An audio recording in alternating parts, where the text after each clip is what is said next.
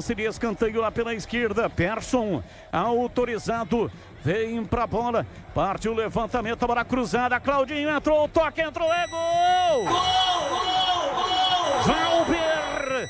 Gol!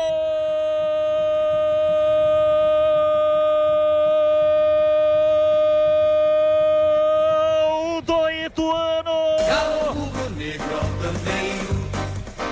Na marca de 15 minutos passados, segundo tempo. Cruzamento na cobrança e escanteio, bola levantada na área, um passe de cabeça de Claudinho pro Valber. E o Valber chegou finalizando. Um tiro a queima-roupa em cima do Pedrão de pé direito, mandou lá dentro. A bola bateu lá dentro e fez chuá. E de novo, time do Ituano marca, é o segundo.